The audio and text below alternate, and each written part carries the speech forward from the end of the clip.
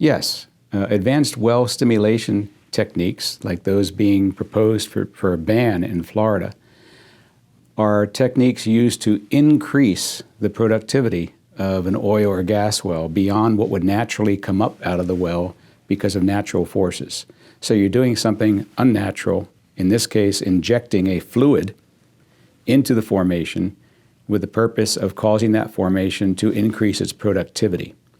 So in Florida, the kind of advanced well stimulation techniques that are being contemplated include fracking, acid fracking, and matrix acidizing. So the best way for me to explain briefly what those are is to use an analogy which I hope you can all understand.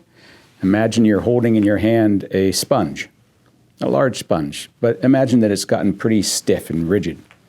So that sponge represents the kind of rock that has oil or gas in it under our part of Florida.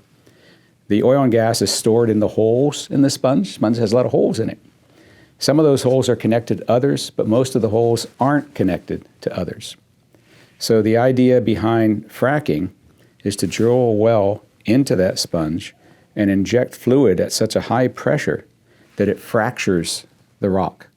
Imagine there are now cracks being created in the sponge that migrate between all the holes. So you're making the holes connect to each other and to the well. So therefore, you can get not just the oil or gas that's stored in the one hole that you accessed with the well, but all the holes that are now connected because you've fractured the rock between them. That's classic fracturing. An advanced type of fracturing that's being proposed for Florida and for ban in Florida is called acid fracturing. In addition to pumping a fluid under very high pressure, high enough to fracture the rock, you also inject acid, which eats away some of the rock, so that the cracks that are being generated become wider. The wider the cracks and the longer the cracks, the more holes you're connecting, and the easier it is for the oil or gas in those holes to flow back to the well. If those techniques don't work, then another technique called matrix acidizing could be used. And that involves, again, injecting a fluid down the well, but in this case, not at such a high pressure, but a fluid that contains an acid that actually eats away at the rock, literally dissolves the limestone, carbonate rock.